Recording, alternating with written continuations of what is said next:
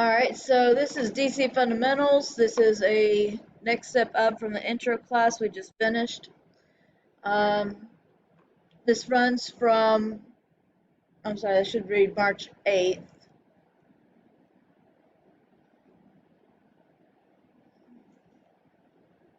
Through May. I'll have to look that one up. But it is Monday, Wednesday. It's supposed to be 9 a.m.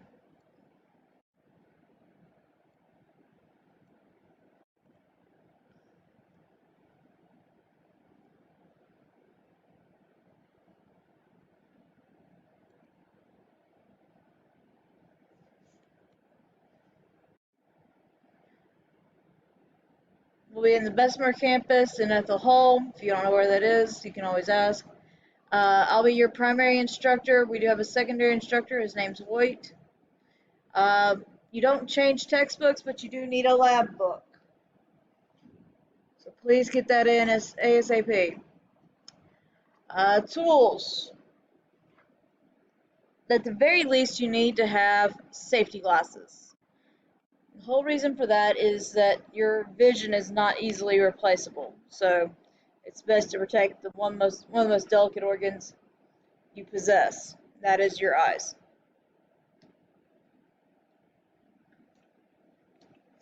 I will say this before I go any further. When you buy your lab book, make sure it's new, not used. Used lab books are not something that we typically accept for this class. For some reason, the bookstore likes to sell them used, but it's not how it needs to be done. So there is that. You need safety glasses with they either wrap around or have side shields. You need to have some hand tools like needle nose pliers, diagonal cutters, and wire strippers. There's about 1,000,001 different types of wire strippers out there.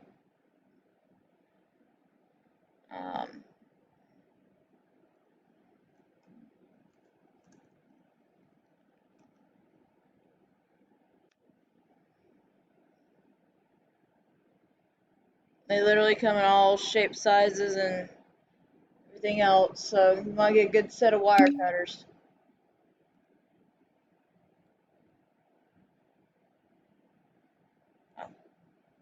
You want to get a good set of wire cutters. You want your safety glasses that have the side shields. You want your lab book, but you do not want a used one. You want it new because we ask people to tear the labs out to hand them in. So if you buy a used one, typically those don't have all the pages in it. So you need small hand tools like needle nose pliers and things like that. Pretty self-explanatory. You need to make sure you have your calculator with you, and if you can, find 22 gauge solid wire. Now, what do I mean by solid wire? Let me pull this up real quick.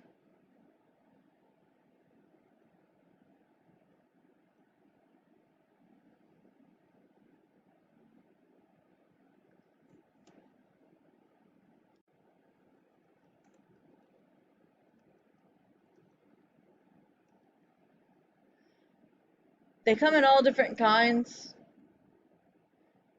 You have some that are called stranded, which if you look closely at them, they have multiple copper pieces coming out of it. What you want is something along the lines of this, that is just solid wire. You don't want something that's got a lot of wires inside it. You want just one solid piece. Make sense?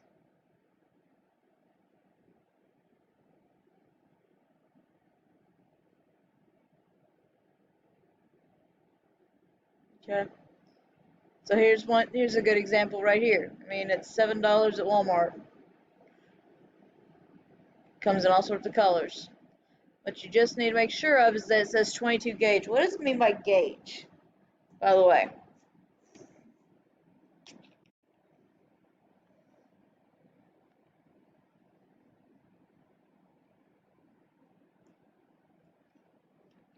Gauge refers to the diameter of the wire. The higher the number, so The thickest wire I think is a 00. I could be wrong, but the thinnest wire, you can get wire as thin as a human hair.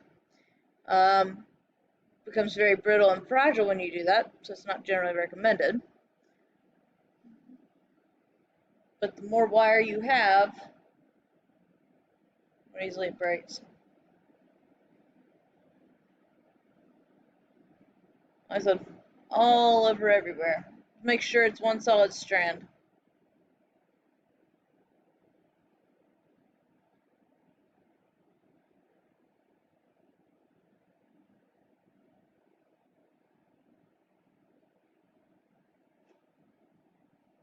So make it one solid strand of wire. You need your calculator, some hand tools, and most importantly, you need to have your safety glasses. I will go over first week because it's just like last term's first week. You do your evaluations and your syllabus quiz and things like that. 3 points. Just easy points right there, guys. This is talking about accessing your new student email. Actually, that's the old one. I need to go in and change that. But that's the brief, guys. So the actual syllabus is here. Okay. So like I said, the textbook's not going to change. What you need to have is a lab book, one that is not used. Those typically, like I said, just don't do well for anybody.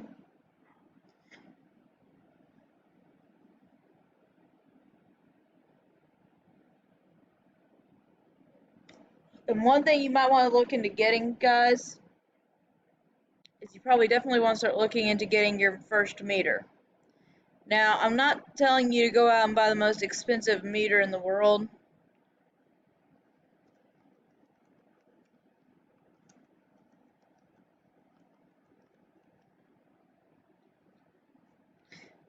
You don't have to pay $200. What you're wanting it to measure is million microamps, but what you really, really want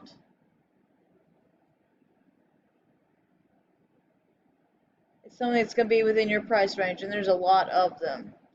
If you can't find anything on something like Amazon or something, you can also go to Walmart or any of the hardware stores in the area. They've got them. Generally back with where the electrical stuff is.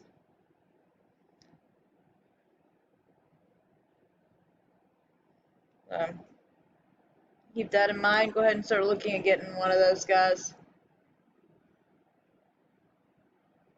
Alright.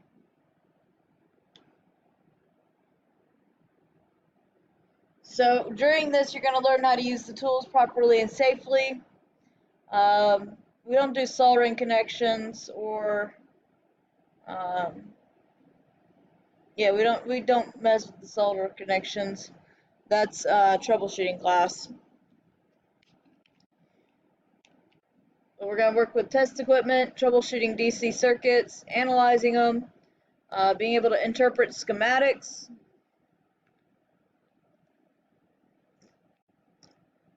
be able to draw schematics, and construct DC circuits.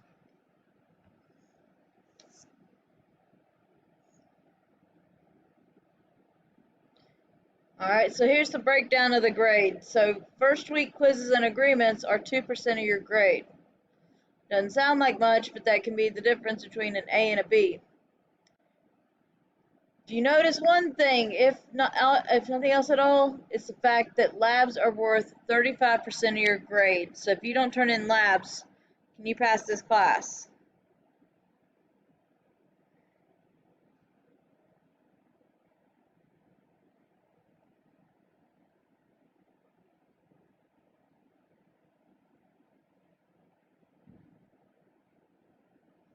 Answer to that would be no. You have to make a minimum of a C to pass this class.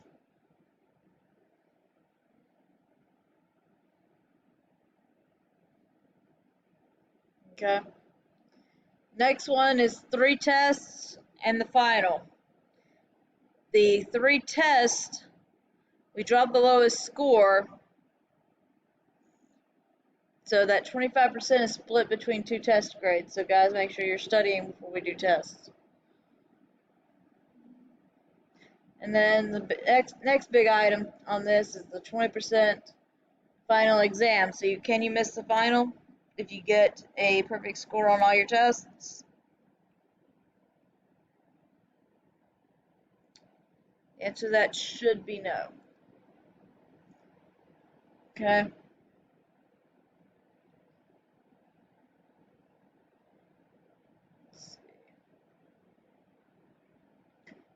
I'm going to be recording lectures, so this is going to, again, be up on YouTube. I'll have the link whenever I get to that point today. Attendance, you all should all know my attendance policy. If you're here, you're counted. If you're not here, you're not. I understand people have busy lives, but it's up to y'all to do what you need to do. Okay. If you feel like you cannot pass this class, withdrawal is probably the best thing you can do. But it's something you should talk about with what's going on. Plagiarism and cheating, I don't put up with it. I've had too many run-ins with it, and it's to the point where I now make sure nobody can do so. So keep that in mind, guys.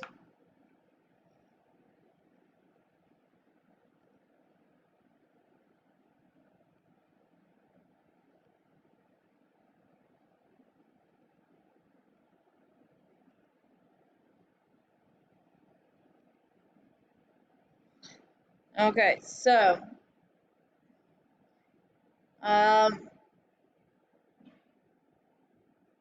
and guys, it really is not worth it to cheat when you're in college, because it actually can go on your school record, and that can and does follow you if you try and apply to another school. Okay. If I find that you have been cheating, I generally will give you a 0 on whatever I found it on. And that's just what that's going to be. If I catch it more than once, I start getting ready to send people to the vice president who would have to handle that. So just don't do it, guys. It's just not worth it. Texting and unauthorized internet use, sleeping, speaking out of turn rudely or unkindly, unnecessary traffic in the classroom, eating or drinking, wearing inappropriate sunglasses, hats, or earphones. So I'm going to tell you now, if you're texting or using the internet, it better be an emergency or a part of the class. Sleeping, I'll leave that kind of thing up. Sleeping is not something you should be doing in the classroom either. If you're having that much trouble, we'll have to have a talk. Speaking out of turn, rudely or unkindly, that's not something I've ever really had a problem with, but if it starts happening, we will have a discussion. Eating or drinking. Drinking is one of those things that I know everybody likes to have something to drink nearby. As long as it's got a lid on it and you clean up any mess you make if you spill it.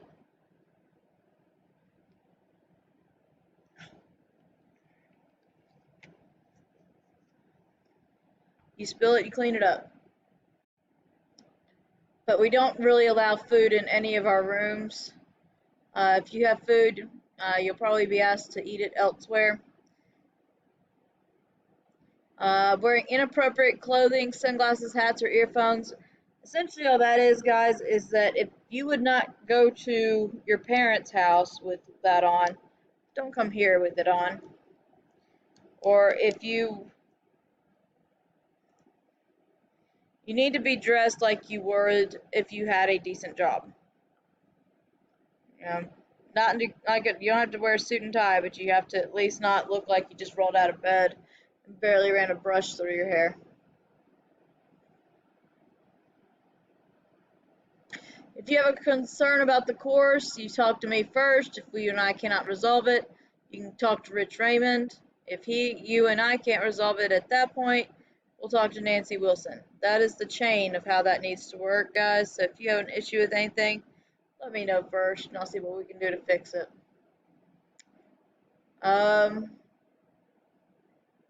Cell phones and pagers, I ask that you do put cell phones on silent, simply because we don't want to disturb other students. Children on campus are not allowed, so on and so forth. I'll let y'all use the rest of this. Any questions on this, guys?